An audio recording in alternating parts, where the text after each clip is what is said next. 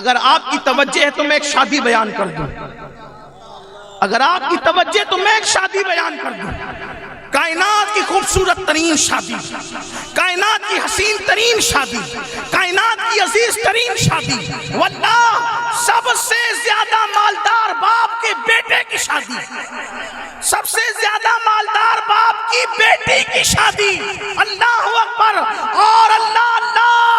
کسی کا باپ مسجد کا متولی ہے، کسی کا باپ مدرسے کا متولی ہے، ایسے باپ کے بیٹے کی شادی جس کا باپ مسجد مدرسے کا متولی نہیں بلکہ کعبے کا متولی ہے۔ سبحان اللہ، سبحان اللہ، بہت خوب یا رسول اللہ۔ دولہے کا باپ کعبے کا متولی، دلہن کا باپ سب سے مالدار ترین باپ۔ کون سی شادی تھی؟ وہ شادی تھی علی و فاطمہ کی شادی۔ دلہن کا باپ اتنا مالدار کہ کسی کا باپ کسی کمپنی کا مالک، کسی کا باپ کسی فیکٹری کا مالک، کسی کا باپ کسی مکان کا مالک، کسی کا باپ کسی دکان کا مالک، بلکہ کسی کا باپ کوئی ملک کا بادشاہ۔ لیکن بی بی زہرا کا بابا زمین کا بھی مالک، آسمان کا بھی، بلکہ جنت کا بھی مالک۔ حد تو یہ ہے اللہ جن جن چیزوں کا خالق ہے، اہل فتویٰ سے توجہ چاہتا ہوں، اللہ جن جن چیزوں کا خالق ہے ان چیزوں کے میرے نبی فاطمہ کے بابا مالک ہے۔ خالق کل نے آپ کو مالک کل بنا دیا، دونوں جہاں ہے آپ کے، قبضہ و اختیار۔ سبحان اللہ، نعرہ تکبیر، نعرہ رسالت، سبحان اللہ۔ آؤ بالوترا والو، آج اس شادی کا ذکر کرتے ہیں، آؤ اس شادی کا ذکر کرتے ہیں جس شادی میں باراتی اتنے بڑے تھے، اب کسی شادی میں اتنے بڑے بڑے باراتی آ نہیں سکتے۔ اس شادی کا قاضی اتنا بڑا تھا کہ اتنا بڑا قاضی اب کسی شادی میں آ نہیں سکتا۔ لیکن آپ کو دل کے کانوں سے سننا ہوگا۔ مجھے پتا ہے کہ آپ بہت سن چکے ہیں مجھ سے پہلے اور بہت اچھی باتیں سن چکے ہیں، اور سن کے آدمی دیر تک سنتا ہے تو تھک جاتا ہے، لیکن اب میں ان کا ذکر کر رہا ہوں جن کا ذکر سن کر کے مردے بھی بولنے لگتے ہیں، ان کا ذکر کرنے لگا ہوں جن کا ذکر سن کر کے اللہ اکبر قسمتیں بدل جاتی ہے۔ اس لیے اب آؤ اس شادی کا ذکر کروں۔ بابا اتنا بڑا ہے، دلہن کا بابا اتنا بڑا ہے۔ اچھا، دلہن بھی کوئی چھوٹی موٹی نہیں ہے، دلہن بھی بڑی عظیم ہے۔ اسی دلہن کو دنیا سیدہ، طیبہ، طاہرہ، عابدہ، زاہدہ، راکعہ، ساجدہ، نقیہ، تقیہ، زکیہ، رقیہ، عالمہ، غیر معلمہ، ام ابیہا، سیدہ فاطمہ الزہرا کے نام سے۔ فاطمہ کون؟ فاطمہ سیدہ فاطمہ کی عظمت کا اندازہ لگا لو اگر لگا سکتے ہو تو، حالانکہ لگا نہیں سکتا کوئی۔ قیاس آرائیاں ایسے کر رہے ہیں جیسے لوگ سمندر کے کنارے سیپیاں چنتے ہیں، سیپیاں چننے والے چن رہے ہیں، انہیں پتا کیا ہے کہ سمندر کی گہرائی کا اندازہ کون کرے۔ جیسے سمندر کی گہرائی کا اندازہ نہیں کیا جا سکتا، ویسے عصمت فاطمہ کی عظمت کا اندازہ نہیں کیا جا سکتا۔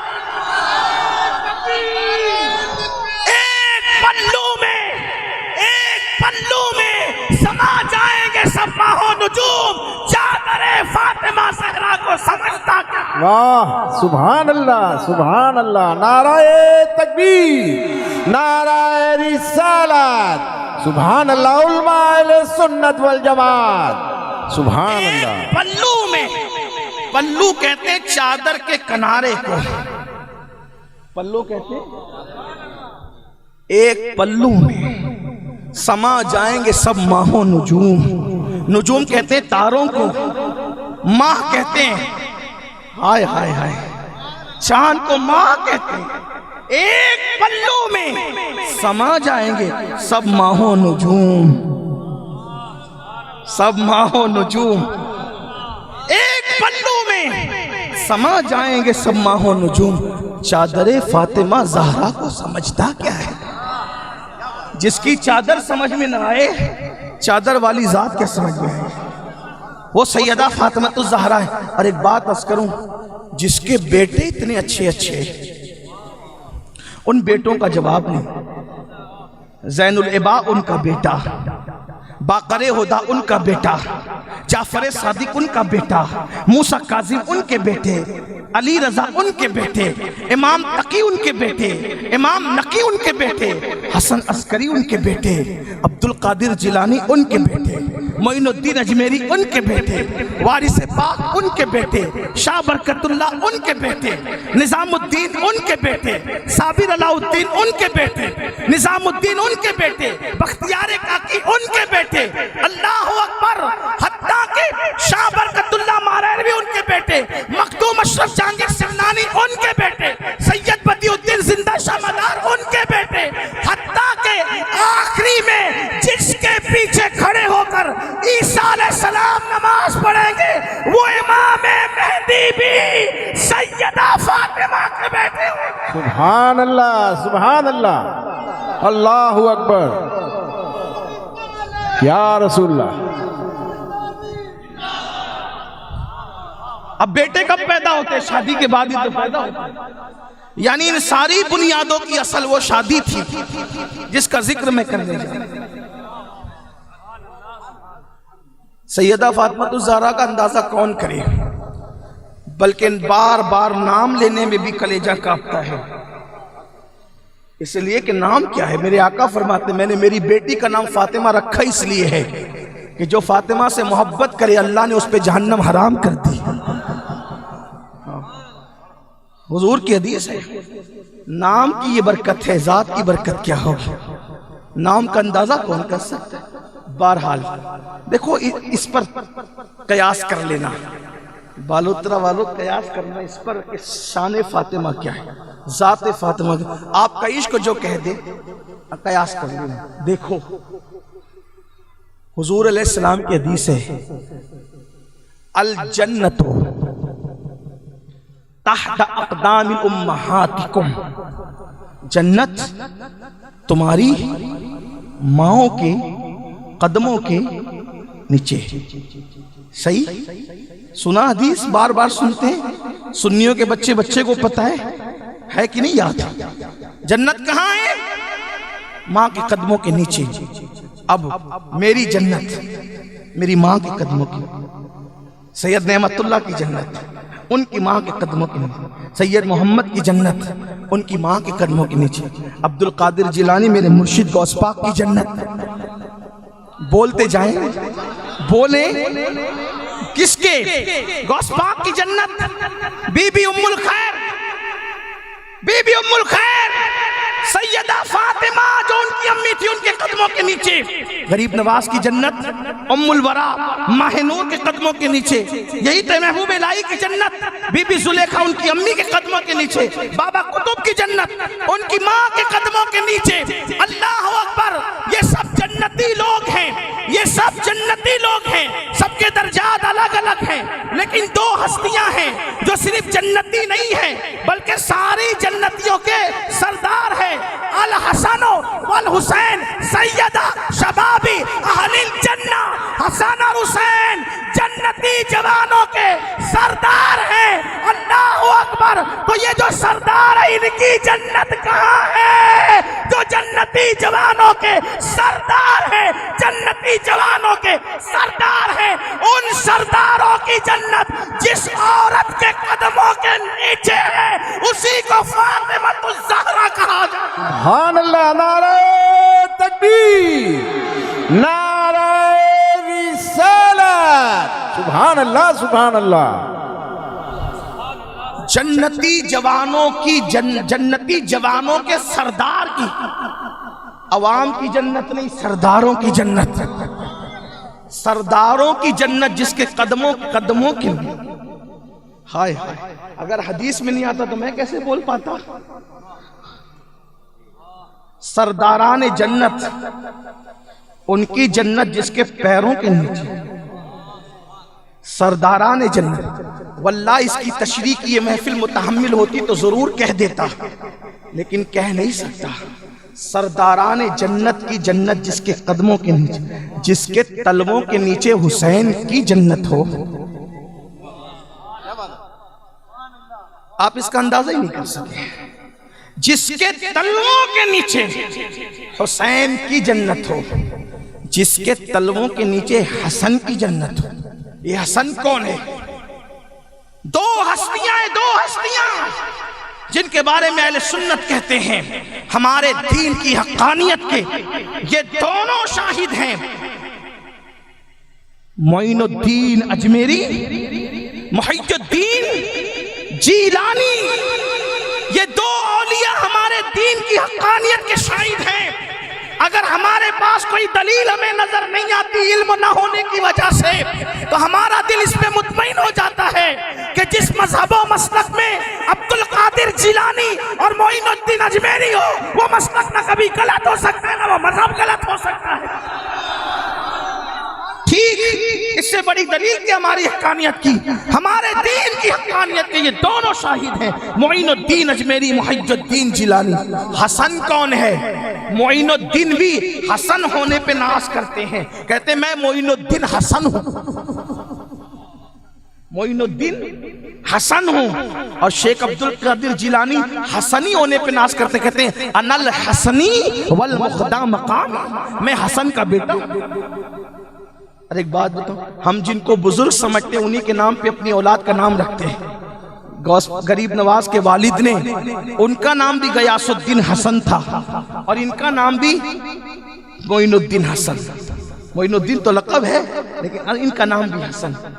تو یہ حسن ہے، امام حسن، جن کی جنت حسن و حسین،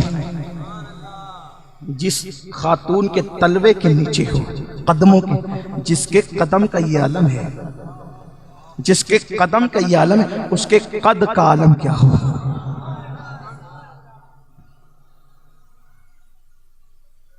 میرا ایک شعر ہے، میں نے، حالانکہ میں بابا کی طرح کوئی اچھا شاعر نہیں ہوں، نہ کوئی کلام مجھے لکھنے کا شعور ہے، لیکن جب کبھی جذبات دل میں انگڑائیاں لیتے ہیں تو وہ ہاتھوں کی حرکتوں سے کرتاس کے سپرد کر دیا جاتا ہے. کہتے ہیں کہ عرش آیا جیسے فرش پر، عرش آیا جیسے فرش پر، دیکھو چل رہی ہے فاطمہ. بہت خوب. عرش آیا جیسے فرش پر، دیکھو چل رہی. ام المومنین حضرت عائشہ صدیقہ فرماتی ہیں چلنے میں، بولنے میں، اٹھنے میں، بیٹھنے میں، حلم میں، صبر میں، عطا میں، سخا میں، حسن میں، اگر نبی کے ہو بہو میں نے کسی کو مشابہ دیکھا تو میرے نبی کی بیٹی فاطمہ بنت محمد کو دیکھا. ان کی صورت دیکھو تو نبی کی صورت یاد ہے، ان کی سخاوت دیکھو تو نبی کی سخاوت یاد ہے، ان کا چلنا دیکھ کر نبی کا چلنا یاد ہے، ان کا بولنا دیکھ کر نبی کا بولنا یاد ہے. اپنے بابا کی ہو بہو شکل مشابہ. یہ سیدہ فاطمہ. بات دور نہ نکلے اس لیے کہ بہت رات کے بعد تو میں نے بیان شروع کیا ہے، لیکن جن کا نکاح اللہ ان کو یہ برکت دے، اور جن کا نہیں ہوا اللہ ان کو بھی دے، اور جن کا ہو گیا اللہ ان کو بھی اس نکاح کی برکت دے. وہ نکاح جس کا بابا سب سے مالدار، جس کا بابا سب سے، اور رشتہ طے ہوتا ہے، آغاز رشتے. ہمارے یہاں بھی رشتے طے ہوتے ہیں، ہمارے یہاں بھی رشتے طے ہوتے ہیں. رشتے کیسے طے ہوتے ہیں؟ میری بیٹی کا رشتہ میرے اپنے معیار کے مطابق ہونا چاہیے. سیٹھ جی آپ کا معیار کیا ہے؟ تو کہا کہ مالدار داماد چاہیے. یہ میرا معیار ہے. اگر آپ لوگ راجستھان کے لوگ جو سن رہے ہیں میرے بھائی، اور ہندوستان کے لوگ بھی، کیونکہ شاید انٹرنیٹ کے ذریعے سے پروگرام جا رہا ہے دور تک، اگر ہندوستان والے سن رہے ہیں، ہندوستان کے باہر بھی ہو سکتا کوئی سن رہا ہو، یہ معیار ہے آپ کا. کہ داماد مالدار ہونا چاہیے. مالدار تو نچنیے بھی ہوتے ہیں جو ناچتے ہیں, جو کھیل کرتے ہیں, وہی مالدار. کیا معیار بنا رکھے ہیں مالدار داماد. پھر کہا وہ خوبصورت بھی چاہیے. خوبصورت کا مطلب کیا ہے؟ چمڑی سفید ہو صرف, یہی خوبصورتی ہے. پھر چاہے زانی ہو, چاہے شرابی ہو, چاہے جواری ہو, چمڑی سفید چاہیے. سفید چمڑی نے دینا کیا ہے؟ سفید چمڑیاں تو امریکہ کے انگریزوں کی بھی ہے, برطانوی لوگوں کی بھی ہے. حسن کیا ہے؟ سفید چمڑی کا نام حسن نہیں ہے. اللہ کا خوف جس کے دل میں ہے, اللہ کی خشیت کا نام حسن ہے. عشق مصطفیٰ کا نام حسن ہے. کردار کی بلندی کا نام حسن ہے. کردار کی پاکیزگی کا نام حسن ہے. اور اس کے ساتھ اگر رنگ بھی سفید ہو تو اچھی بات ہے, لیکن رنگ مت دیکھو, رنگ مت دیکھو, حقائق دیکھو, کردار دیکھو, کیریکٹر دیکھو. لوگ کہتے ہیں نہیں برادری بھی میری چاہیے, میرا معیار یہ ہے. میں نے کہا بالکل برادری تیری ہو, لیکن برادری کا مطلب کیا؟ پٹھان برادری, برادری کا مطلب یہ سید برادری, شیخ برادری, مرزا برادری, شیفا برادری, رنگریز برادری, یہ برادری, وہ برادری, منصوری برادری, سب برادریاں دیکھ رہے ہو نا. اپنی برادری کیا ہے؟ اپنی برادری کیا ہے؟ سب برادریاں قابل تعظیم ہے, کسی کی توہین نہیں کرتا, سب عزت دار ہے, کسی کی توہین نہیں کرتا. لیکن اپنی برادری کیا ہے؟ کسی نے پوچھا تھا حضرت سلمان فارسی سے کہ سلمان فارسی تیری برادری کیا ہے؟ فرمایا میں اسلام کا بیٹا ہوں اور مسلمان میری برادری ہے. میں مصطفی ہوں, میں مصطفی ہوں, میں مصطفی ہوں. جو عاشق رسول ہے وہ ہمارا برادر ہے. سبحان اللہ. نعرہ تکبیر, نعرہ رسالت, علماء اہل سنت والجماعت. سبحان اللہ, سبحان اللہ. اب سندھی میں کرنے جاتا ہے, چھیپا چھیپا میں کرنے جاتا ہے, تو اس میں گستاخ رسول کے یہاں بھی چلا جاتا ہے, نبی کے غدار کے یہاں بھی چلا جاتا ہے. اپنی برادری میں ڈھونڈ لو پہلے, عاشق رسول مل جائے تو ٹھیک ہے, ورنہ کسی بھی برادری میں کرو. کیوں؟ اس لیے کہ میرے نبی نے پہچان کے لیے برادریاں ہیں. برادری صرف نشانی اور پہچان کے لیے ہے. دیکھو ایک بات آپ کو بتاؤں, جو راستے میں پتھر لگے ہوتے ہیں نا, وہ منزل تک پہنچانے کے لیے ہوتے ہیں, وہ منزل نہیں ہوتے. پتھر نشانی کے لیے ہوتے ہیں, منزل نہیں ہوتے. تو برادریاں بھی, برادریاں انسانیت نہیں ہے, انسانیت کی پہچان ہے. اصل انسانیت کا نام حب مصطفیٰ ہے, حب خدا ہے, شریعت پر عمل ہے, دین پر عمل ہے. برادریوں کے نام پر نبی کے گستاخوں سے رشتہ, نبی کے غداروں سے رشتہ. لوگ کہتے ہیں یہ مولویوں کو کیا سمجھتا ہے, اگر میں اپنی برادری میں کسی گستاخ رسول سے رشتہ کر رہا ہوں تو ان کا کیا بگڑتا ہے؟ میں کہتا ہوں ہمارا کچھ نہیں بگڑتا, بگڑتا تیرا ہے. اس لیے کہ جو عورت نبی کی وفادار نہ ہوئی وہ بہو بن کر تیری وفادار کیسے ہو سکتی ہے؟ جو شخص رسول اللہ کا وفادار نہ ہوا تیرا سمدھی بن کر. سمدھی آپ کے یہاں کیا کہتے ہیں؟ سمدھی کہتے ہیں. گجرات والے ویوائی کہتے ہیں, ویوائی کہتے ہیں. ہاں, تو جب وہ رسول اللہ کا وفادار نہ ہوا تمہارا کیا وفادار ہوگا؟ اس لیے نبی کے گستاخوں کے یہاں رشتہ داریاں نہیں ہونی چاہیے, پہلی بات. دوسری بات, ایک بات آپ سے کہتا ہوں, جن کی شادیاں نہیں ہوئی وہ خاص توجہ فرمائیں, اور جو اپنے بیٹوں کی شادیاں کرنے والے وہ بھی خاص توجہ فرمائیں. دیکھنا جب رشتہ داری کرنے جائیں لوگ کیوں شور کر رہے ہیں. آپ یہ مت سمجھنا کہ میں غصے میں آ جاؤں گا, آپ کتنا بھی شور کر لیں میں غصے میں نہیں آؤں گا, اس لیے کہ انا الحسنی, میں حسنی ہوں, میں غصے میں نہیں آؤں گا. لیکن آپ ایسا نہیں کریں کیونکہ میں ذکر اس کا کر رہا ہوں جس کے ذکر سے تقدیر بدلتی ہے. اگر آپ یہ چاہتے ہیں کہ بیٹھ کے سنیں تو بیٹھ جائیں تھوڑی دیر, میں گفتگو مکمل, اچھا جگہ نہیں ہے کوئی بات نہیں, لیکن آپ شور نہیں کریں, میں بات مکمل کر لوں جلدی جلدی سے. عنوان بہت طویل ہو رہا ہے, ہاں نہیں, لیکن اس کو شارٹ کرنا ہے. وہ مجھے بھی جانا ہے سفر, جو وہ فلائٹ بھی پکڑنی, ہاں اس کا ٹائم ہے, لیکن آپ دھیان سے سنیں. مالدار چاہیے، مالدار، کتنا بھی مالدار، بادشاہ کی بیٹی سے نکاح کر لو وہ بادشاہ نہیں دے گا، کتنے ہی بڑے مالدار سے نکاح کر لو پوری دولت اٹھا کے نہیں دے گا۔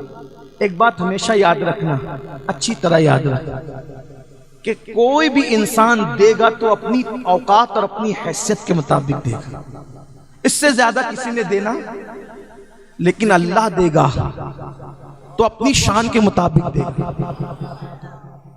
تم مالداروں کی بیٹیوں سے نکاح کرتے ہو، غریبوں کی بیٹیاں رہ جاتی ہیں، پھر بعد میں انہی بیٹیوں کو محبت کا جھانسا دے کر دوسرے لوگ ان کو بھگا کے لے جانے کی کوشش کرتے ہیں۔ اس کے ذمہ دار ہم ہیں۔ اگر ہم یہ سوچ کر کسی غریب کی بیٹی سے نکاح کر لیتے ہیں کہ ہم اس کی آبرو بچا لیں گے، ان کی عزت بچا لیں گے، ان کی فکر کو دور کر دیں گے، ان کی تکلیف کو دور کر دیں گے، اور ایسے مزاج سے نکاح کریں گے، ہم جا کر کے کہہ دیں گے صرف بیٹی چاہیے، صرف بیٹی، کچھ اور نہیں چاہیے، صرف بیٹی چاہیے، کچھ اور نہیں چاہیے، اس لیے کہ بیٹی دیا کیا کم دیا، اپنے جگر کا ٹکڑا دیا کیا کم دیا۔ ہم بھیک نہیں لیں گے، جہیز کے نام پہ بھیک نہیں لیں گے، جہیز کے نام پہ کسی کا احسان نہیں لیں گے، اس لیے کہ بھیک وہ مانگتے ہیں جن کے بازوؤں میں قوت نہیں ہوتی، جن کے بازوؤں میں قدرت قوت حیدری عطا کرتی ہے، وہ دوسروں کے ٹکڑوں پہ نہیں پلتے، وہ اپنے لیے آشیانہ خود بنایا کرتے ہیں۔ لڑکی والوں سے بانے بانے بھیک اور پیسے مانگنا رسموں کے نام پر، یہ نامردوں کا کام تو ہو سکتا ہے، غیور مردوں کا کام نہیں ہو سکتا۔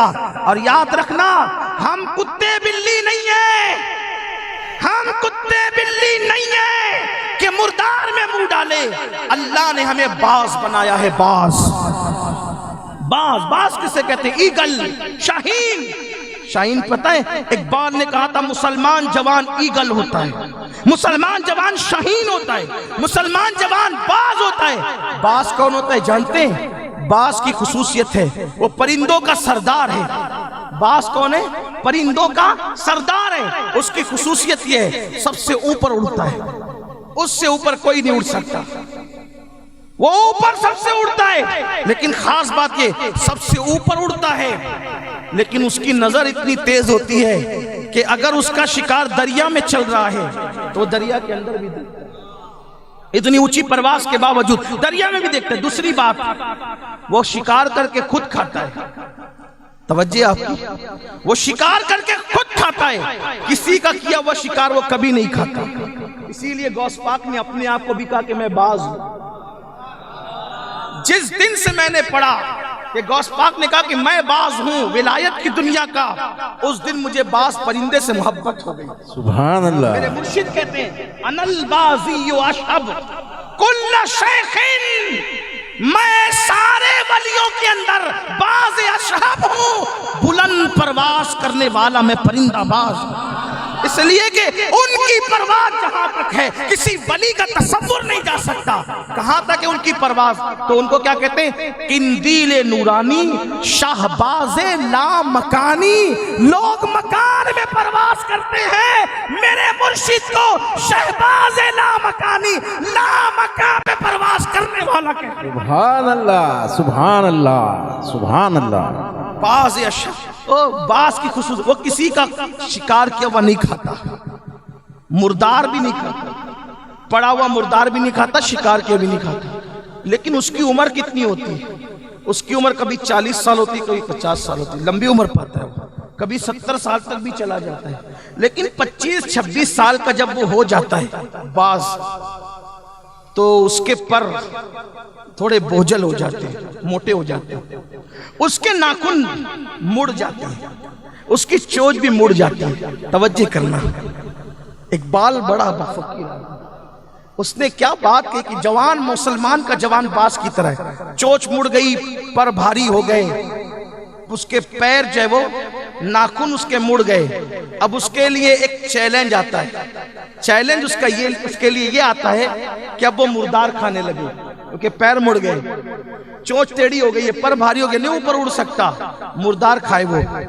لیکن کیا غیرت ہے اس کی، ایک پرندے سے غیرت سیکھ لیا ہوتا، سسر کے مال پر نظر ڈالنے والوں کو چاہیے تھا کہ پرندے سے خیرات لے لی ہوتی، نئی نبی سے نظام لیا تو کم سے کم پرندے سے کچھ سیکھ لیا ہوتا۔ جہیز کے نام پہ یہ مانگ رہے ہیں وہ مانگ رہے ہیں، اور بیٹیوں کو غیروں کے ساتھ بھاگنے پہ مجبور کر رہے ہیں۔ غیرت آنی چاہیے، اور مسلمانوں کی شادیاں بے جہیز ہونی چاہیے، بے غرض ہونی چاہیے، اس لیے کہ محبت بے غرض ہوتی ہے، محبت میں خود غرضی نہیں ہوتی۔ جہیز کا نظام ختم کرو، جہیز کا نظام ختم کرو۔ اگر وقت رہے گا تو میں پڑھوں گا۔ ہمارے یہاں تو یہ کہا جاتا ہے نبی پاک نے فاطمہ الزہرا کو جہیز دیا، جہیز دیا، جہیز دیا۔ آج میں اس کے خلاف کچھ بات کروں گا ضرور۔ آپ کہیں گے نہیں وہ فلاں کتاب میں لکھا ہے۔ میرے امام احمد رضا محدث بریلوی نے فتاوی رضویہ میں لکھا کہ امام مالک نے حضور کے روضے کی طرف انگلی کا اشارہ کر کے کہا تھا، امام مالک نے، آسمان کے نیچے زمین کے اوپر یہی ایک ہستی ہے جس سے کوئی اختلاف نہیں کر سکتا۔ باقی کسی بھی کتاب میں لکھا ہو بات تو اس کے خلاف کی جا سکتی ہے، اگر آپ کے پاس دلیل ہے تو۔ ماننے والوں کو ماننا ہوگا تو مانیں گے، نہیں ماننا ہوگا تو نہیں مانیں گے۔ تو میں آخری میں یہ پڑھ دوں گا کہ حضور نے کوئی جائز نہیں دیا تھا سیدہ فاطمہ، حضور علیہ السلام نے کوئی جائز نہیں دیا تھا سیدہ فاطمہ کو۔ ہمارے تو پوری فہرست ہے، اور بہت سی کتابوں میں آ گئی، نقل در نقل، نقل در نقل آ گئی نا۔ تو ابھی میں اس کے بارے میں ذکر کروں گا، اگر آپ سننا چاہیں گے تو، نہیں سننا چاہیں گے تو بات ختم ہوگی۔ اس لیے کہ سنیوں کے اندر یہ حوصلہ ہے کہ وہ حق سنتے ہیں، حق بولتے بھی ہیں، حق سمجھتے بھی ہیں، اور اگر میری بات اچھی لگے تو آپ قبول کرنا، ورنہ چھوڑ دینا، یہ چھوڑ دینا، چھوڑ کے چلے جانا۔ جیسے اور اسٹیج پہ لوگوں نے کہا کہ ہمیں سمجھ میں نہیں آئی، ہم نے کہا سبحان اللہ، مبارک ہو، نہیں آئی سمجھ میں۔ ہو سکتا آپ کو حق ہے، میں یہ تھوڑی کہوں گا کہ آپ میری بات نہیں مانیں گے تو کافر ہو جائیں گے۔ میں کون ہوتا ہوں؟ ماننا ہو تو مانو، نہیں ماننا ہو تو نہیں مانو۔ یہ حق صرف رسول اللہ کا ہے کہ جو ان کی بات نہ مانے وہ کافر ہو جائے۔ ہمارا حق نہیں ہے یہ، ہم تو بندے ہیں، ہم تو غلام ہیں۔ غلاموں کی بات مانو یا مت مانو، لیکن تھوڑا سا عقل کے ترازو پر رکھ کر دیکھنا کہ حضور نے سیدہ کو کوئی جہیز نہیں دیا۔ لیکن بات ابھی آئے گی، تو اس کے لیے چیلنج ہوتا ہے، یا تو وہ مردار کھائے، یا تو وہ دوسروں کے ٹکڑوں پہ پلے، یا تو وہ مر جائے۔ تو وہ کیا کرتا ہے پتہ ہے؟ وہ مردار کھانے کی بجائے، دوسروں کا شکار کھانے کی بجائے، وہ دوسروں کے ٹکڑوں پہ پلنے کی بجائے، وہ ہمت کر کے بہت اونچی چوٹی پر پہاڑ کی جاتا ہے اور اپنے آپ کو جا کر کے وہاں بٹھا دیتا ہے، اور پھر وہ اپنے پروں کو نوچتا ہے، نوچ نوچ کر سارے پر اکھاڑ کر پھینک دیتا ہے، پتھروں پر اپنے پیر کے ناخنوں کو مارتا ہے، ناخنوں کو توڑ دیتا ہے، پھر آخری میں اپنی چونچ بھی پتھروں پہ مار دیتا ہے، اور اس کے بعد وہ چونچ بھی توڑ دیتا ہے، پر بھی توڑ دیا، جو پر بھاری ہو گئے اس کو بھی توڑ دیا، جو ناخن مڑ گئے اس کو بھی توڑ دیا، جو چونچ مڑ گئے اس کو بھی توڑ دیا، اور اس کو توڑنے کے بعد اب وہ چاہتا ہے کہ بے غیرتی کی روزی لینے کی بجائے وہ غیرت کے ساتھ مر جائے۔ اسی لیے اقبال نے کہا تھا، اے طاہر لاہوتی، اس رزق سے موت اچھی جس رزق سے آتی ہو پرواز میں کوتاہی۔ وہ کہتا ہے میں مر جاؤں گا لیکن کسی کا مردار نہیں کھاؤں گا، کسی کا شکار نہیں کھاؤں گا۔ چونچ توڑ دی، پر توڑ دیے، ناخن توڑ دیے، لیکن قدرت تو رزاق کی مطلق ہے۔ ان حالات میں بھی اللہ اس کو کیسے پالتا ہے کہ اس کے پاس پرندے خود آ گرتے ہیں اور وہ کھاتا ہے چند دن تک، پھر 15 سے 20 دن میں اس کی نئی چونچ آ جاتی ہے، پھر اس کے نئے پر آ جاتے ہیں، پھر اس کے نئے ناخن آ جاتے ہیں، اور پھر وہ نئے سرے سے نیا جوان ہو کر کے پھر پرواز کرتا ہے۔ قدرت بتاتی ہے اوروں کے مقدر میں پڑو گے تو لوگوں کا جھوٹا کھاؤ گے، اور اگر خود غیرت اختیار کرو گے تو ہم نئی دنیا بھی عطا کریں گے، نیا زمانہ بھی عطا کریں گے، نئی پرواز بھی عطا کریں گے، نئی سوچ بھی عطا کریں گے، نیا ماحول بھی عطا کریں گے، نیا نشیمن بھی عطا کریں گے۔ یہ ایک پرندے کی غیرت ہے۔ آپ بھی کچھ غیرت مند ہیں۔ کچھ ایسی شادیاں ہو میں نے کچھ نہیں لینا، آپ ماں باپ ہے کہ آپ پہ زور کریں گے، ارے سب لیتے بیٹا تو بھی لے، کہا کہ وہ اور ہیں، میں اور ہوں، میں محمد الرسول اللہ کا غلام ہوں۔ اگر کسی غریب کی فکر ہم سے دور ہو گئی جہیز نہ لینے کی وجہ سے، اللہ دے گا تو اپنی شان کے مطابق دے گا۔ چلیں چل رہے ہیں اس طرف، رشتہ طے ہونے کی بات تھی۔ ہمارا معیار، اپنا معیار یہ ہو لڑکا نبی پاک کا سچا غلام ہو، بس ختم ہو گئی۔ جو محبوب کا غلام ہے پھر اس میں ساری خوبی موجود ہے۔ بلال حبشی کی خصوصیت کیا تھی؟ ایک ہی خصوصیت، وہ میرے نبی کے وفادار غلام تھے، تو فاروق اعظم جیسی ہستی بھی ان کو یا سیدنا بلال کہہ کر کے پکارتی تھی۔ میرے آقا کے گھر سیدہ فاطمہ اب تھی، 3 بیٹیوں کی تو شادیاں ہو گئی تھی، اب سیدہ فاطمہ تھی، ابھی ان کی عمر 14 یا 15 سال تھی۔ صدیق اکبر کو خیال آیا حضور کی سب سے چہیتی بیٹی ہے، ان کے ساتھ نکاح ہونا چاہیے۔ آئے آقا، آپ کی شہزادی فاطمہ، آقا نے فرمایا ابو بکر اس معاملے میں میرے اللہ نے مجھ سے فرمایا کہ فاطمہ کا رشتہ ہم طے کریں گے، اس لیے انتظار ہے ابو بکر۔ فاروق اعظم آئے، پھر وہی بات کہی گئی، انتظار ہے اللہ کے حکم کا۔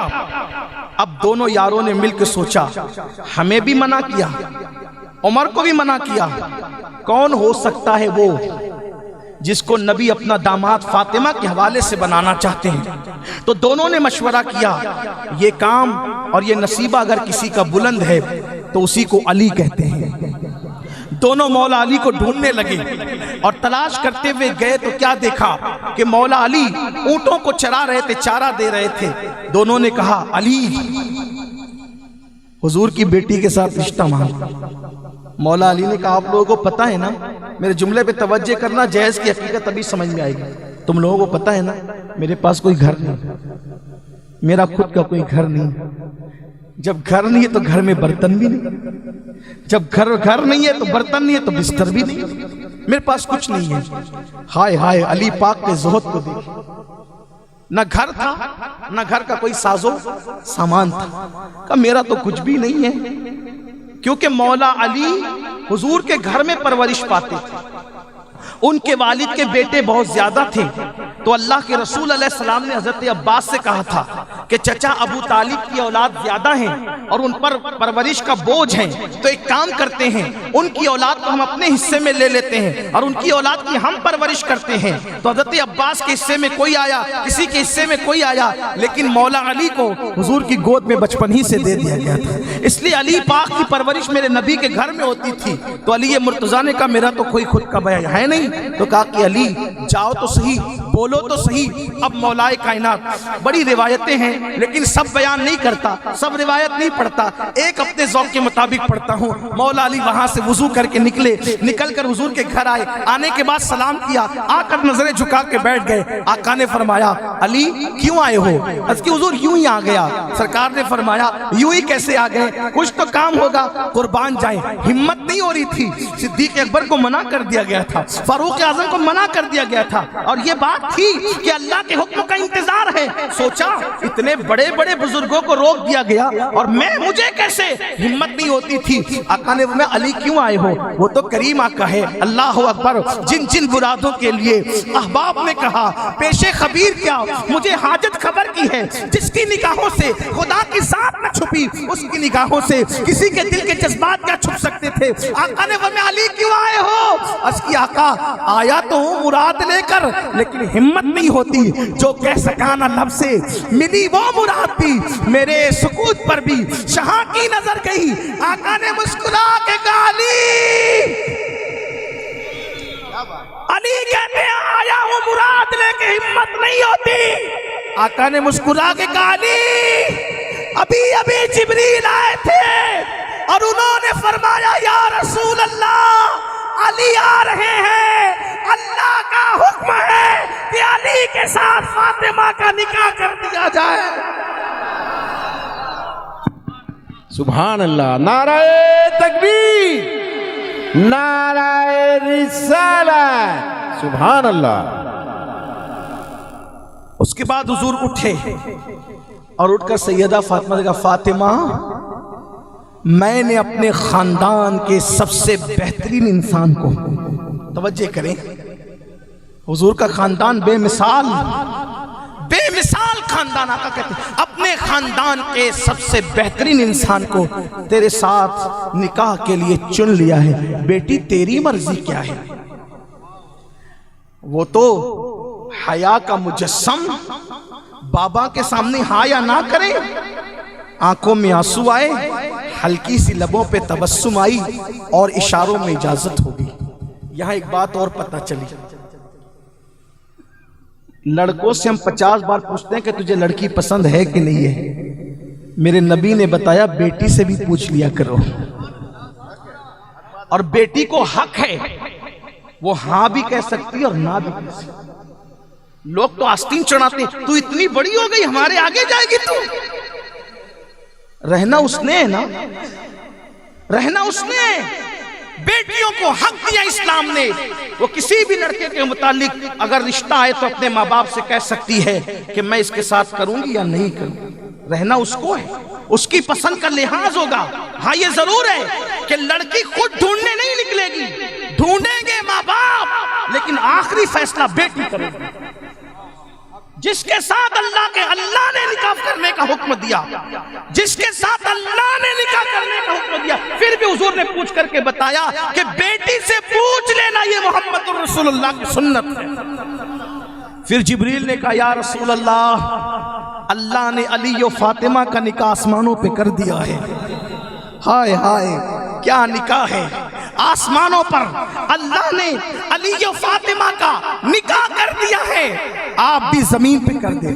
آسمانوں پہ اللہ نے کیا ہے، آسمانوں پہ نکاح کرنے والا اللہ اور زمین پہ نکاح کرنے والے رسول اللہ۔ تو میرے آقا نے پوچھا اے جبریل، اللہ نے نکاح فرمایا، خطبہ کس نے پڑھا؟ کہا حضور خطبے کے لیے آدم علیہ السلام تشریف لائے تھے، خطبے کے لیے آدم آئے تھے۔ اللہ اکبر۔ پھر میرے آقا نے میں علی جاؤ، علی جاؤ نکاح کی تیاری کرو۔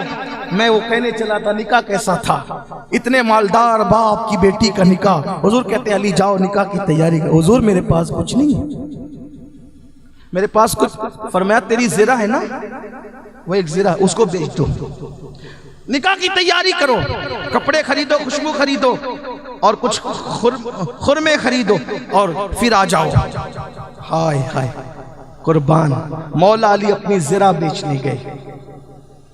بتایا جا رہا ہے شادی کا خرچہ دولہے والوں پر ہے، دلہن والوں پر نہیں۔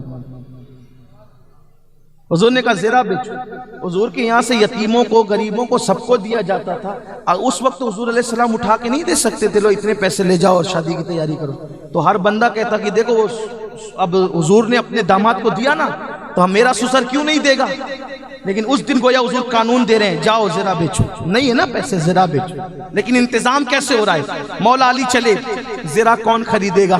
حضرت عثمان غنی کے دروازے پہ، ان کے دروازے پہ دستک دی، اندر سے حضرت عثمان غنی ہے، بھائی علی کیا بات ہے؟ بھائی میرے نکاح کے لیے حضور راضی ہو گئے اور اب ان کی بیٹی کے ساتھ رشتہ طے ہوا ہے، میرے نکاح ہے تو تیاری کرنی تھی، تو میں نے سوچا زرہ بیچ دوں، تو یہ زرہ تم خرید دو۔ تو پوچھا کتنے میں بیچو گے؟ کہا تم قیمت لگاؤ۔ کہا نہیں آپ بولیں کتنے میں بیچنا چاہتے ہو؟ مولا علی نے کہا 400 درہم دے دیں، اس میں کام ہو جائے۔ 400 درہم دے دیں، اس میں کام ہو جائے گا۔ حضرت عثمان غنی نے جس عثمان غنی کو رافضی گالیاں دیتے ہیں کہ وہ علی کا دشمن تھا، پہلی بات تو علی پاک پورے مدینے میں کہیں بھی جا سکتے تھے، گئے عثمان غنی کے گھر اور بتایا کہ عثمان میرا دشمن نہیں ہے۔ ان کے دروازے پہ جا کر کے زرہ بیچنے کہتے 400 میں، اس لیے رافضیوں کے چکر میں مت آیا کرو۔ ہر بات رو کر کی جانے والی قابل قبول نہیں ہوتی۔ غدار ہے اہل بیت کے، روافض اہل بیت کے غدار ہیں، اہل بیت کا نام لے کے صحابہ سے دشمنی کرتے، ان سے ہوشیار رہو۔ عثمان غنی رضی اللہ تعالی نے کہا ٹھیک 400 درہم میں خرید لی، کالی 400 میں خریدی۔ ایک بات، دوسری بات یہ کہ یہ زرہ رسول اللہ کی جو حضور نے تمہیں دی تھی، ٹھیک ہے یہ بات کہاں یہ حضور نے مجھے دی تھی ایک جنگ کے موقع پہ خوش ہو کے، داماد بناتے وقت نہیں، جنگ میں انعام کے طور پہ دی تھی جب دامادی کا فیصلہ بظاہر نہیں ہوا تھا، یعنی گویا ایک مجاہد کو دی گئی تھی۔ تو یہ تو حضور نے زرہ پہنی ہے نا، اس زرہ کو آپ نے میرے ہاتھوں بیچنے کا فیصلہ کیا، اس پر خوش ہو کر میں 400 درہم اور بڑھا کر پیش کرتا ہوں۔ 400 آپ نے قیمت لگائی، 400 میری طرف سے 800 ہو گئے۔ اور علی شادی کے موقع پہ تحفہ دینا دولہا کو سنت ہے، شادی کے موقع پہ دولہے کو تحفہ دینا سنت ہے، تو یہ زرا بھی بطور تحفہ میں آپ کو پیش کرتا ہوں۔ سبحان اللہ، نعرہ تکبیر، نعرہ رسالت، سبحان اللہ۔ یہ ہے عثمان غنی۔ اب ذرا دیکھو، رشتہ لگانے کے لیے کوشش کرنے والے ابو بکر و عمر ہیں، اور شادی کے انتظام میں جو پیسہ خرچ ہو رہا ہے وہ عثمان غنی کا پیسہ ہے۔ خلفائے راشدین کے بغیر تو نکاح کی تقریب بھی مکمل نہیں ہو رہی۔ رشتے کی کوشش شیخین نے کی، پیسے مہر میں کس کے لگے؟ عثمان غنی۔ لیکن کس شان کے ساتھ؟ احسان بھی نہ ہو۔ احسان اگر یوں کہہ دیتے نہیں میں خرچہ اٹھا لیتا ہوں تو زندگی بھر لوگ کہتے ہیں نا احسان کیا، لیکن انداز دیکھیں، طریقہ دیکھیں دینے کا۔ آپ نے لگایا، میں نے خرید لیا۔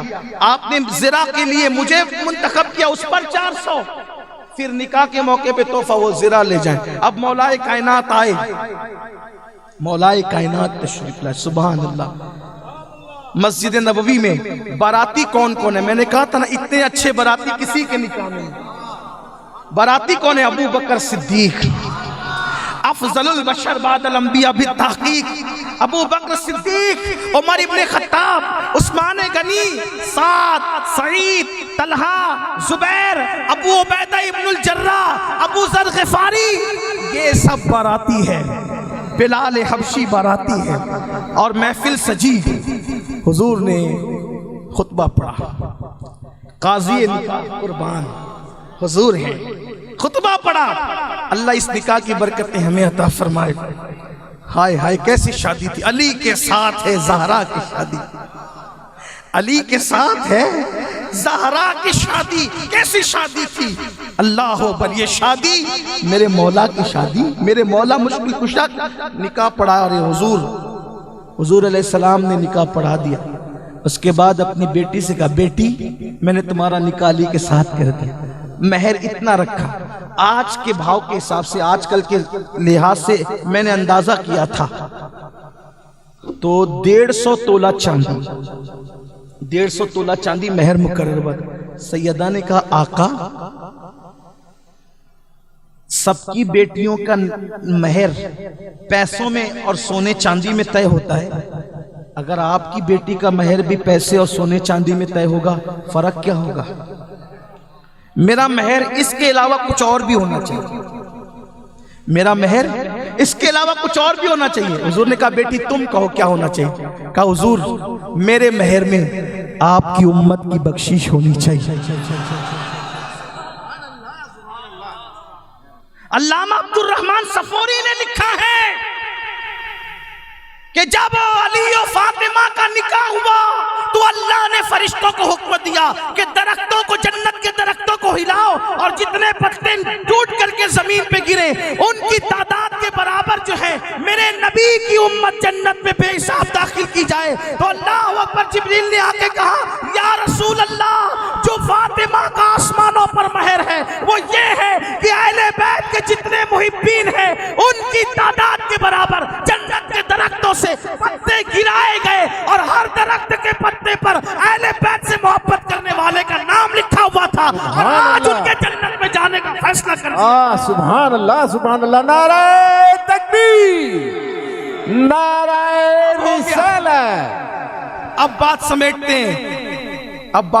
ہیں، پوری بات نہیں ہوگی لیکن ادھوری بات ختم ہو جائے گی۔ میں نے جو عنوان لے کے چلا تھا اسی پہ مختصر میں، یعنی آدھی بات پہ ختم۔ یہ قصہ لطیف ابھی نا تمام ہے، جو کچھ بیان ہوا آغاز باب تھا، اس لیے کہ میرے آقاؤں کا ذکر چھڑ گیا تو پھر عنوان اپنی جگہ رہ گیا، لیکن وہ رہ جائے وہیں رہ جائے، لیکن ہم اپنی گفتگو کو اختتام پر پہنچاتے ہیں۔ نکاح ہو گیا، مبارکبادیاں دی جانے لگی، خرمے تقسیم ہونے لگے۔ اب مولا علی کا خود کا مکان بظاہر اس وقت تک نہیں تھا۔ حضور علیہ السلام نے ایک صحابی سے کہا کہ تمہارے کئی مکانات ہیں، ان میں سے ایک مکان کرائے پر کچھ اجرت لے کر علی کو دے دو۔ اس وقت نبی کی شہزادی سیدہ فاطمہ الزہرا کے لیے اور مولا علی کے لیے ایک صاحب کے مکان کا انتظام، بظاہر کہہ رہا ہوں، باقی سب تو نبی کا ہے اور کس کا کیا ہے، لیکن حضور بتا رہے ہیں کہ انتظام ہو گیا گھر کا۔ اب گھر میں برتن نہیں تھے، گھر میں بستر نہیں تھا، ضرورت کی چیزیں نہیں تھی، تو مغالطہ ہوا کہاں؟ حضور نے بستر بھی دیا، حضور نے چکی بھی دی، حضور نے برتن بھی دیے، لیکن ایک بات صرف سمجھنے کی اتنی ہے، اگر آپ کو اچھا لگے تو قبول کرنا، نہیں لگے تو یہیں چھوڑ دینا، اختلاف نہیں کرنا، ایک دوسرے فتویٰ نہیں لگانا، اس لیے کہ فتوے کی بات نہیں ہے، یہ ایک چھوٹی سی کوشش ہے، حقیر سی کوشش ہے میری اپنی، کہ ہم اپنی قوم کو تھوڑا سا بتائیں کہ حقائق کیا ہے۔ دیکھیے کسی بھی بات کو کتاب سے دیکھنے کا سب کا اپنا اپنا انداز ہوتا ہے، اگر حدیث پاک میں آ جاتا تو مجھے ماننے میں کوئی حرج نہ تھا، لیکن جب حدیث میں نہیں آیا تو اب میں اس کو یہ انداز سے دیکھ رہا ہوں، آپ بھی دیکھیں، سمجھ میں آئے تو بات قبول کرنا ورنہ چھوڑنا۔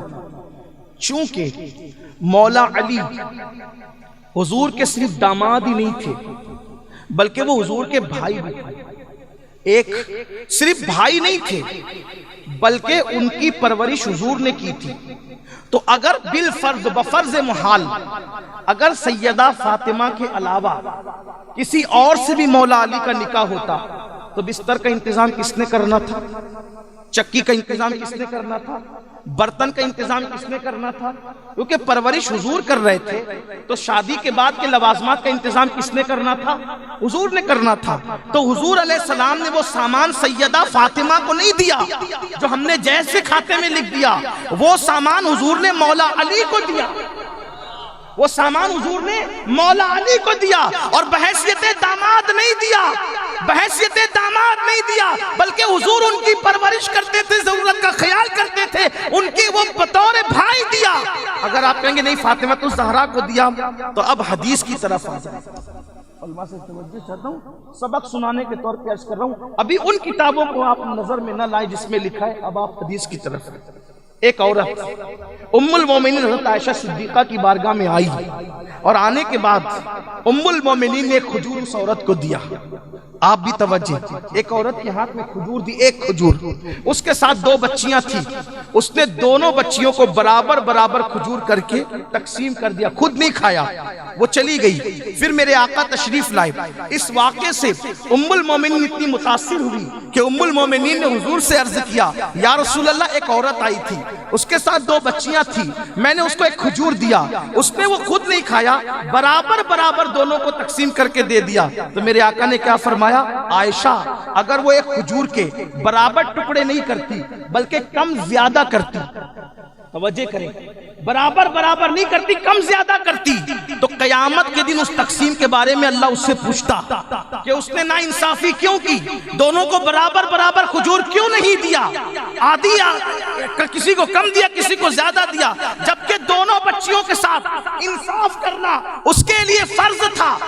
آپ مجھے بتائیں، اماں عائشہ صدیقہ نے اس کو بطور بھی کھجور دی ہے، اس میں بھی حضور فرماتے انصاف کرنا اس پر واجب ہے، اس لیے کہ دونوں اس کی بیٹیاں ہیں، اگر کھجور برابر نہ توڑتی، کم زیادہ توڑتی تو اللہ کی بارگاہ میں اس کو جواب دینا پڑتا۔ اب آپ مجھے بتائیں، دوسرے کی دی ہوئی کھجور میں آقا فرماتے ہیں اولاد کے ساتھ اتنا انصاف کرنا واجب ہے۔ اب آپ مجھے بتائیں، اگر آپ یہ کہتے ہیں کہ رسول اللہ نے سیدہ فاطمہ کو جہیز دیا تو آپ یہ کیوں نہیں کہتے کہ حضور نے سیدہ زینب کو بھی جہیز دیا، حضور نے ام کلثوم کو بھی جہیز دیا، حضور نے رقیہ کو بھی جہیز دیا، اس کی فہرست کہاں ہے؟ جب اس کی فہرست نہیں ہے تو صرف سیدہ فاطمہ تو حضور کی بیٹی نہیں تھی، یہ تینوں بھی حضور کی شہزادیاں تھی، تو حضور علیہ السلام نے صرف ایک ہی کو کیوں دیا، تینوں کو کیوں نہیں دیا؟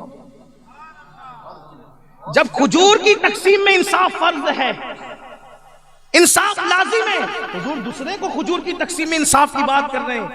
اگر آپ کے پاس کوئی تحقیق ہو تو مجھے بتا دے کہ حضور نے ان کو بھی جہیز دیا تھا، اور اگر ان کو نہیں دیا صرف سیدہ فاطمہ کو دیا تھا تو آپ اپنے نبی کے بارے میں کیا لوگوں کو کہنے کا موقع دینا چاہتے ہیں؟ تو آقا علیہ السلام نے سیدہ فاطمہ کو نہیں، مولا علی کو بحیثیت بھائی وہ سامان دیا تھا، اور سیدہ فاطمہ کو کیا دیا تھا؟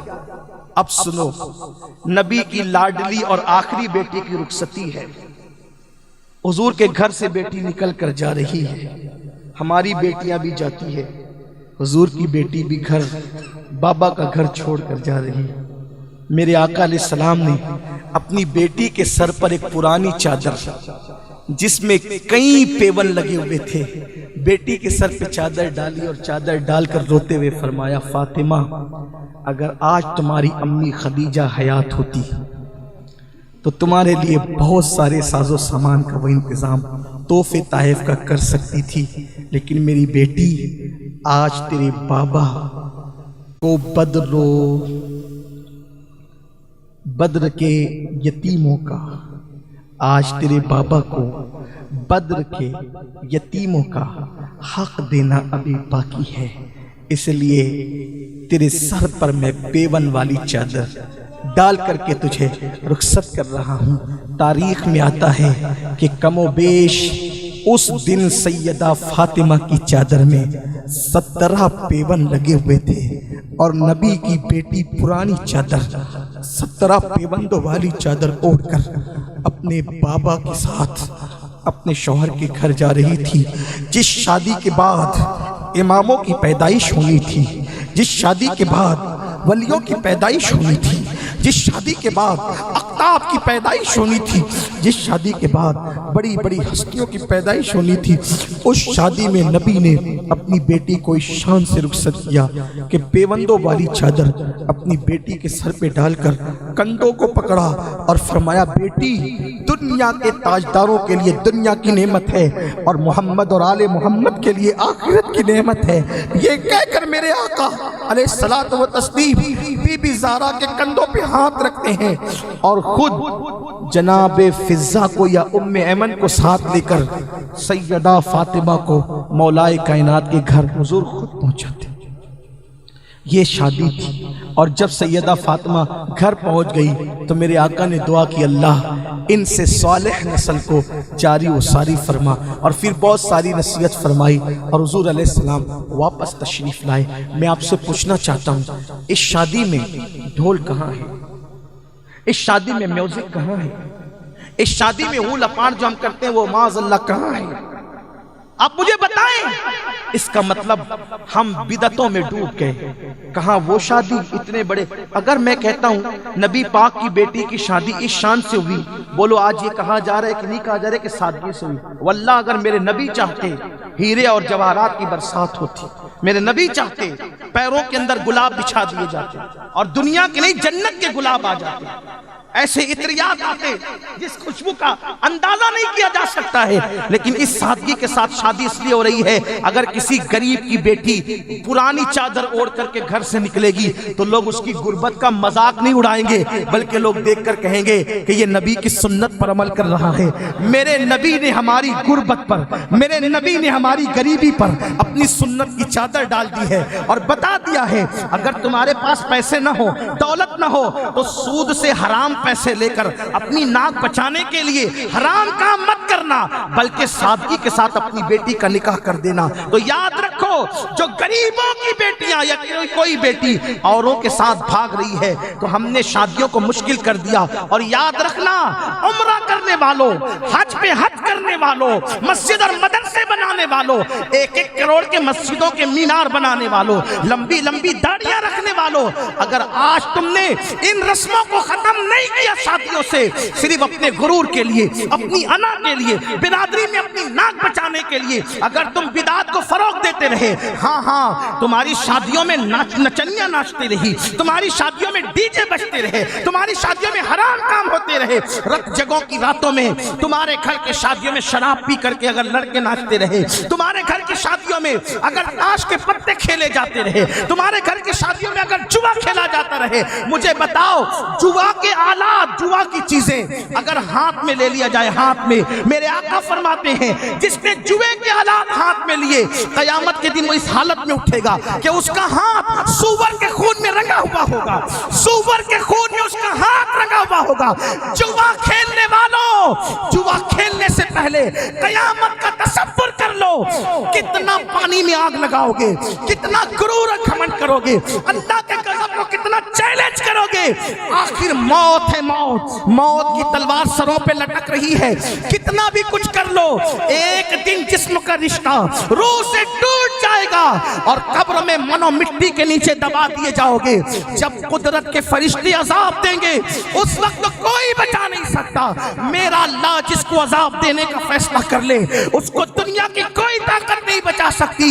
ان بطش ربک لشدید، تیرے رب کی پکڑ بڑی سخت ہے۔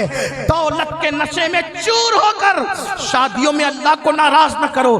جہاں شراب پی جائے گی وہاں لعنت برسے گی، توجہ کرنا، جہاں شراب پی جائے گی وہاں لعنت برسے گی، جہاں ناچ ہوگا وہاں لعنت برسے گی، جہاں ڈی جے اور گانے بجیں گے وہاں لعنت برسے گی، جہاں جوا کھیلا جائے گا وہاں لعنت برسے گی۔ مجھے بتاؤ جس شادی میں اتنی لعنتیں برسے گی اس شادی میں برکت کیسے ہو سکتی ہے، اس شادی میں خوشیاں کیسے ہو سکتی ہے؟ لوگ کہتے ہیں ہاتھوں کی مہندی بھی نہیں چھوٹتی اور طلاق ہو جاتا ہے۔ میں پوچھنا چاہتا ہوں جب لعنت برس رہی ہے، تم نے اللہ رسول کو شادیوں میں ناراض کیا تو تمہارے گھر میں خوشیاں کیسے آئے گی، تمہاری شادیوں میں برکتیں کیسے آئے گی؟ اس لیے دنیا کچھ کہے، بعض لوگوں نے تو مجھ سے کہا یار آپ لوگ اتنے شدت سے گانے باجے کو منع کرتے ہیں تو شادی اور میت میں فرق ہونا چاہیے۔ میں نے کہا یہی تو بات ہے، مسلمان کی شادی اور میت میں بالکل فرق ہوتا ہے، اور فرق یہ ہوتا ہے کہ میت میں گھر سے کوئی فرد نکل کر چلا جاتا ہے، یہ میت کا فرق ہے، اور شادیوں میں کوئی بڑھ جاتا ہے۔ ہاں آپ کہیں گے دلہن جاتی وہ بھی تو کم ہو جاتی، میں کہا وہ کم نہیں ہوتی، ایک بیٹی جا رہی ہے نا، اس کے بعد کئی نواسے اور نواسیاں آئیں گے، یہ بڑھ رہے ہیں۔ شادی میں بڑھوتی ہے، خانہ آبادی ہے، یہ کہیں پہ پوتے اور پوتیاں بڑھیں گے، کہیں پہ نواسے اور نواسیاں بڑھیں گے، تو یہاں کمی نہیں ہے۔ اور پھر اس کے بعد میت میں رونا دھونا ہوتا ہے، شادیوں میں غم پر رونا نہیں ہوتا۔ شادیوں میں اگر آنسو بھی نکلتے تو خوشی کے آنسو نکلتے ہیں، خوشی کرو جیسے کرنے کا حق ہے، کوئی جلسہ کر دو، علماء کو بلاؤ، میلاد پڑھ دو، نعتیں پڑھ دو، یہ سب کرو۔ یہ ناچ گانا کیا ہے؟ اور جوا تو بالکل نہیں ہے، شراب تو بالکل۔ میں کہتا ہوں شادی گھر والوں کو چاہیے ان خرافات سے ان کو بھگاؤ، جاؤ یہاں سے۔ اگر جوا کھیلنا ہے تو ہمارے یہاں نہیں آنا، شراب پینے تو ہماری شادی میں، حرام کام کرنے کے لیے مت بھگاؤ ایسے لوگوں کو، کسی کی رعایت مت کرو حرام کے معاملے میں۔ اور آپ سے کہتا ہوں جس شادی میں جوا کھیلا جائے آپ طے کر لے کہ میں نے وہاں نہیں جانا۔ جس شادی میں شراب احتجاج کرو نہ جاؤ، اس لیے کہ مخلوق کی رضا کے لیے اللہ کی ناراضگی کو مول مت لو۔ ہمیں کسی مخلوق سے جنت نہیں لینا، جنت تو ہمیں اللہ سے لینا اور اس کی عطا سے، اس کے محبوب سے لینا، اپنے جیسے انسان سے جنت نہیں لینا ہے۔ اس لیے حرام پہ پابندی لگنی چاہیے۔ اگر اپنے بیٹوں کا مستقبل، اپنی بیٹیوں کا مستقبل اچھا دیکھنا چاہتے ہو، نعتوں کی محفل رکھو، بیانات کی محفل رکھو، خوشی کے اظہار کے بہت سارے طریقے وہ کرو، حرام کام مت کرو۔ اور جوا تو اللہ اکبر وہ جوا ہے، ہار جاؤ تو کنگال ہو جاؤ اور جیت جاؤ تو میرے آقا فرماتے ہیں اس کا ایک پیسہ بھی اگر بچا ہوا ہے تو اللہ کی لعنت برستی رہے گی اس پر جس نے جوئے میں پیسہ جیتا تھا۔ جب تک بدن پہ کپڑا ہے، کپڑا اس کے بدن پہ، اللہ اس کی کوئی عبادت قبول نہیں کرے گا، اللہ اس کی کوئی عبادت قبول نہیں کرے گا۔ اگر اس کے وہ جوئے کے پیسے کی کوئی اینٹ مکان میں لگ گئی ہے تو اللہ تبارک و تعالیٰ جب تک وہ مکان قائم رہے گا اس پر لعنت برساتا رہے گا۔ اس لیے لوگوں اپنے آپ پر رحم کرو، اپنے اللہ کی بارگاہ میں سچی توبہ کرو، اپنے گناہوں سے معافی طلب کرو اور سنت کے سانچے میں ڈھل جاؤ اور شریعت کے مطابق نکاح کرو۔ تو عرض کر رہا تھا کہ نکاح سے پہلے اس طرح ڈرو، پاک دامن رہو، نکاح کے کرتے وقت اس طرح رہو، خرافات مت کرو جو میں نے کہہ دیا، اور نکاح کے بعد کر دو نا بات مکمل، آخری بات کر کے، نکاح کے بعد بیوی کے ساتھ اچھا